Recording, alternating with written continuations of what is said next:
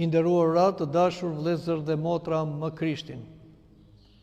Dashuria është më e fortë se vdekja, që do të thotë edhe pse tek neve njerëzit erdhi vdekja për shkak të mëkatit të gjyshor, dhe ajo solli ndarjen e shpirtit nga trupi dhe ndarjen e të afërmve nga njëri tjetrit, prindër ndaj fëmijëve, fëmijët ndaj prindrit, vëllezërit ndaj vëllezërve, e kështu ndaj të afërmve, dhe sot vdekja është një gjë tragjike që neve e përballojmë.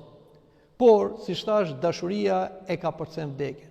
Që do të thotë edhe pse njerëzit tanë të afërt, të dashur, janë larguar prej nesh, dashuria nuk është larguar prej tyre. Kështu që kjo dashuri na bën që neve t'i kujtojmë ata. Jo thjesht t'i kujtojmë ata në mendimet tona, ose t'i kujtojmë ata në ëndrat tona, por t'i kujtojmë ata në realitetin e botës së padukshme, ose në botën shpirtërore. Kisha janë ortodokse mëson qartë se, ashtu siç na thotë Apostulli Pavli, njeriu duhet të vdes një herë dhe pastaj të gjykohet. Dhe të gjithë neve do të dalim përpara Krishtit për të gjykuar për të gjithë veprat që kemi bërë, me shpirt edhe me trup, për të marrë shpagim për veprat tona, shpërblim ose dhe dënim. Kështu që të gjithë ata që kanë vdekur dhe janë ndarë shpirtrat nga trupat, trupi i tyre ka shkuar në dhe, sepse nga dheu është marrë, kurse shpirti ka shkuar në botën shpirtërore. Dhe aty në botën shpirtërore bëhet gjyqi i shpirtit. Kisha janë ortodokse na mëson se menjëherë sapo del shpirti nga trupi, ai qëndron rreth trupit të tij, rreth të afërmve të tij. Dhe mbas 3 ditësh, shpirti i tij fillon udhëtimin për të vajtur në qiell. Është një udhëtim i vështirë për të kaluar hapësirën ajrore, të cilët e sundojnë demonët.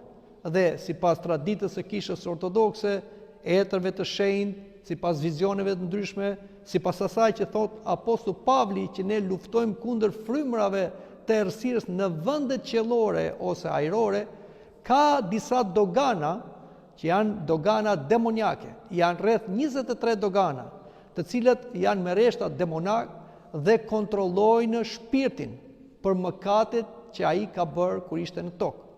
Dhe duhet patjetër që shpirti t'i kalojë këto dogana, që dogana e parë është dogana e fjalëve të kota dhe dogana e fundit është dogana e pamëshirës, dhe nëse ai kalon këtë 23 dogana, atëre ka mundësi të shkojë tek froni i Perëndisë, Isu Krishtit, të adhurojë atë dhe të presi gjykimin nga Krishti. Kjo është arsyeja që kisha mblidhet në të tretën e këtij njeriu të fjetur dhe lutet për shpirtin e tij. Por, përsëri tradita e kishë na thotë që nëse shpirti kalon këto dogana dhe adhuron Krishtin në qiell, atëherë jepet e drejta të shkojë në tokë përsëri, i shoqëruar nga angjëll dhe rojtar, dhe të shikojë vendet ku bëri mirë dhe ku bëri keq. Atje ku u lut, atje ku dha lëmoshën, atje ku fali, atje ku bëri pamirësi, por dhe atje ku bëri gabime me fjalë dhe me vepra. Dhe kështu mbushet dhe dita e 9 dhe përsëri shpirti shkon por duke tejkaluar doganat dhe falet te froni i Krishtit, dhe pastaj nga dita e 9 deri në ditën e 40 i jepet të drejta këtij shpirti shoqëruar nga angjëll dhe rojtar të shikojë nga larg ose jashtë si parajsën vendin ku gëzojnë shpirtrat besnik bashkë me angjëll dhe shenjtorët, por dhe vendin e mundimit, atje ku vuajnë shpirtrat mëkatar, të pabes, të papenduar, të parrëfyer bashkë me djallin dhe demonët në botën e vdekjes. Dhe ku mbushen të ditën e 40, përsëri shpirti del përpara fronit të Krishtit, adhuron, bën tremetani dhe Krishti i jep gjykimin përfundimtar se ku do të qëndrojë ky shpirt, në çfarë pozicioni do jetë edhe në parajsën qiellore. Dashur të krishterë, Zoti pret 40 ditë që ta gjykojë një shpirt dhe pret gjatë tyre 40 ditëve lutjet që bën kisha, lutjet që bëjnë të afërmit e tyre, bamirësit, lëmoshat, shlyerjen e borxheve dhe pajtimin me armiqt, që kështu t'i numërojnë këtij shpirti për të mirat që edhe të kaloj ato doganat ajrore të demonëve, por dhe të gjejë mëshirën e Zotit dhe privilegj për të vendosur në një vend paqësor, në vendet e blerimit të përjetshëm, dhe gëzimit përjetshëm në parajsën qellore, duke pritur atje ardhjen e dytë të Krishtit dhe ngjalljen prej së vdekurit që do bëhet dhe pastaj gjyqi përfundimtar. Por jo vetëm në të tretat, të nëntat dhe 40-tat, por ne të krishterë ortodoks gjithmonë i kujtojmë të afërmit tanë pothuajse çdo ditë, sidomos kur kemi liturgji hyjnore, ne çojmë emrat e të fjeturve tek prifti i cili lutet për ta në proskomidhi, dhe ai kur përgatit dhuratat e shenjtëruara, ai nxjerr me ridhe ose thërrime në emrat e këtyre të fjeturve, të cilët bashkohen me trupin dhe me gjakun e Krishtit, dhe kjo është lutja më e fuqishme dhe që pranohet nga Perëndia për bamirësinë e këtij shpirti. Por ne lutemi dhe gjithmonë tham, dhe po ashtu i kujtojmë ata në 3 mujor, në 6 mujor, në 9 mujor, në 1 vjetor, në 3 vjetorin dhe gjithmonë. Është tradit për ne të krishterë ortodoks që sa që ne lutemi për gjallët, lutemi dhe për të fjeturit, sepse ne besojmë se akoma nuk ka përfunduar gjyqi i përbotshëm. Deri në ardhjen e dytë të Krishtit kemi një kohë që Zoti e ka lënë për të mirën tonë që ne jemi gjallë, por dhe për të mirën atyre që larguan nga kjo jetë, që shpirtrat e tyre të gjejnë bamirësi nga të mirat, nga lutjet dhe përdallimet që bëjmë ne të gjallët për të fjeturit. Deri në ardhjen e dytë të Krishtit, kushdo gjë do përfundohet dhe secili do shkojë në një vend dhe nuk do lëvizë mandej ose në parajsën e Zotit sipas vendeve të ndryshme të gëzimit, ose në ferr sipas vendeve të ndryshme të dënimit. Deri në atë kohë shpirtrat mund të lëvizin, edhe ata që janë të dënuar në had, në botën e vdekjes, nëpërmjet lutjes që bën kisha, lutjes që bëjnë të afërmit e tyre dhe bamirësitë që bëjnë ata, këta shpirtra mund të lëvizin dhe mund të shkojnë në vende më me pak mundime, por mund edhe të dalin nga bota e vdekjes. Ka raste brenda traditës kishës që me lutjet e kishës dhe bamirësitë e mëdha që janë bërë për ato shpirtra, Zoti ka mëshiruar. Pavarësisht se këto janë gjëra të rralla, por Zoti përfiton nga çdo e mirë që ne bëjmë për shpirtrat e të fjeturve. Aq më tepër dhe ata që janë parajs, edhe ata kujtohen. Në proskomidhi kujtohet dhe Hylincja, Vigjeresha Mari, që është mbretëresha e qiellit dhe dheut, kujtohet Shën Joan Pakzori, shenjtori më i madh, kujtohen shenjtorët, kujtohen ëngjëjt, sepse gjithë ata që kujton kisha, edhe Zoti kujton dhe ja ushton gëzimin e parajsës. Pra të gjithë kemi nevojë të kujtohemi. Dhe aq më tepër ata që janë larguar nga kjo jetë, sepse ata nuk kanë çfarë bëjnë më për veten e tyre. Të dashur të krishterë, ne duhet besojmë fort se njeriu ka një jetë, por ka edhe një vdekje. Dhe mbas vdekjes, siç tham, vjen një gjyq. Dhe nuk duhet bim pre disa mashtrimeve të feve lindore që fatkeqësisht po përhapen edhe mes krishterëve, duke besuar në rikarnacion, në rimishërimin, ku sipas tyre njeriu duke grumbulluar karmën e vet, kalon në stade të ndryshme trupore, pra njeri, kafsh, zvarranik e diçka, derisa të shuaj karmën dhe pastaj të bashkohet me shpirtin universal. Kjo është një herezi, një gënjeshtër, një mashtrim i djallit, që do t'i vëjë njerëzit në gjumë, që thonë kemi disa jetë, në mos dështuam, nuk e bëm mirë këtë jetë, të shikojmë jetën tjetër. Jo, të dashur të krishterë, një jetë kemi, dhe një vdekje kemi, dhe një gjyq kemi. Prandaj duhet ta jetojmë mirë këtë jetë sa jemi gjallë. Por, për ata që kanë fjetur, neve të gjallët duhet të mendojmë për ata.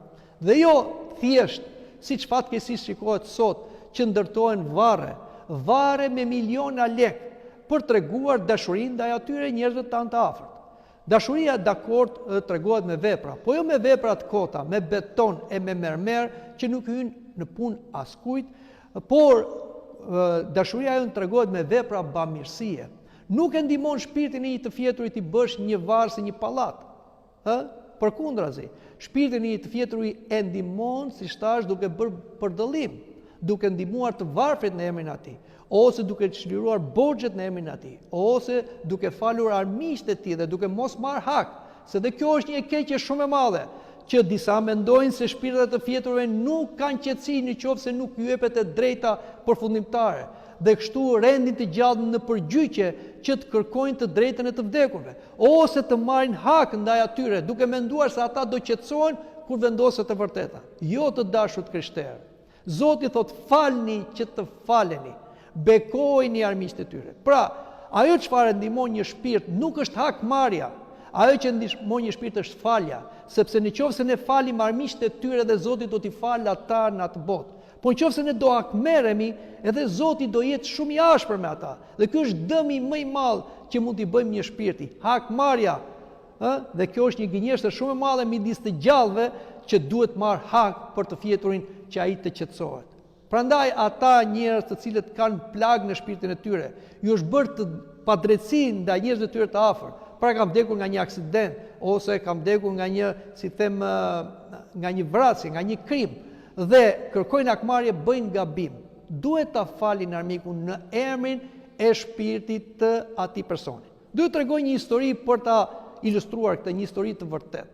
Tregohet një herë se si një grua e ve dëgjoi një krisëm dhe atje erdhi dikush i cili trokiti fort në derën e asaj shtëpie dhe i tha, jam në besën tënde, kam vrarë një person, të lutem më ndihmo.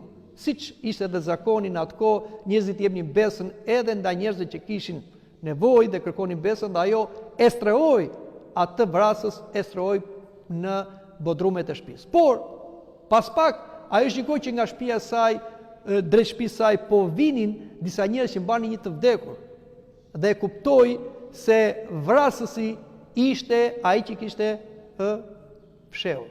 Ai vrasësi kishte vrarë djalin e saj të vetëm. Nga një grua e vet tani kishte mbetur edhe pa djalin e saj. Patjetër që instinkti, urrejtja bëri që ajo të hakmerret, ta nxirrte vrasin atje ku e kishte futur dhe ta gjykonte publikisht. Por ajo ju kujtuan fjalët e Krishtit, që tha në kryq, fali jo atë se nuk din çka bëjnë. Dhe jo vetëm e forcoi veten me hirin e Zotit, e ngurtësoi zemrën e saj, por bëri të gjitha ato shërbimet ndaj trupit të djalit, e varrosi, madje në këtë kohë çonte edhe ushqim vrasit që e kishte në bodrum. Dhe mbasi njerëzit u larguan, ajo i tha dhe vrasit, tani largohu dhe unë të kam falur, Perëndia të falt dhe kujdesu për veten tënde. Por çfarë tregohet? Kur kjo grua lutej për shpirtin e djalit të vet, atëherë shpirti i djalit u shfaq dhe i tha, të falenderoj o nën, se kur ti bëje gjyq me gjaksin, edhe Zoti bënte gjyq me mua, dhe patjetër unë kisha mëkate. Por kur ti e fale gjaksin, dhe Zoti më fali mua, dhe unë sot jam në një vend paqësor për hir të faljes tënde. Le ta mbajmë mend këtë histori, dhe sidomos të gjitha ata që duan të bëjnë hakmarrje për shpirtrat e të fjeturve, për shpirtrat e njerëzve të tyre dashur që janë larguar padrejtisht nga kjo jetë.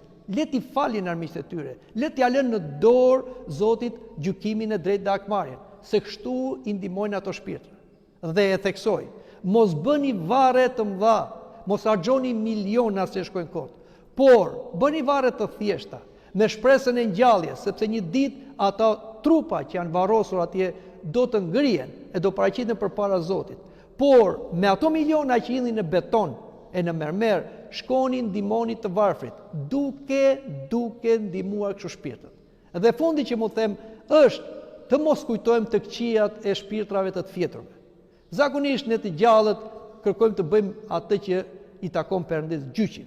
Dhe edhe kur largohet një person, ne fillojmë ta gjykojmë, të kujtojmë ato që ka bërë të këqija. Jo, le të kujtojmë vetëm të mirat. Të këqijat i themi Zotit fali, sepse edhe një ditë ne do të vdesim. Dhe ne do të dalim përpara Zotit për të gjykuar. Dhe ne do kemi nevojë për mëshirën e Zotit. Dhe Zoti thotë, me atë gjykim që ke bërë, me atë gjykim do gjykohesh. Pra nëse ne jemi shumë të ashpër ndaj njerëzve, nuk falim, të gjallëve dhe të fjeturve, edhe Zoti do të jetë i ashpër me neve. Prandaj, nëse ti kujtojmë shpirtat e fjetur, le të kujtojmë për të mirë. Le të lutemi për ata, po nëse kemi urrëtie ose armiqsi ndaj atyre që janë larguar, le mos t'i kujtojmë, sepse nëse kujtojmë të keqen, ju bëjmë një dëm shumë të madh. Dhe siç thash, do të mendojmë edhe për veten tonë. Kjo ditë nuk është vetëm për të fjeturit, kjo është ditë edhe për të gjallët, që na kujton edhe neve se një ditë duhet të kalojmë dhe ne nga procesi i vdekjes. Prandaj, thot Zoti, rini zgjuar dhe jeni gati se nuk e dini kur vjen i Zoti i shtëpisë. Le të bëjmë dhe ne gati për orën e vdekjes, që të kemi dhe ne një vdekje të krishterë, me paqe. Le të lutemi për shpirtat e të fjeturve, që edhe të lutem për ne kur të vdesin, ata që do të jenë gjallë, që edhe kështu ne të gjejmë mëshirën e Zotit. Amin.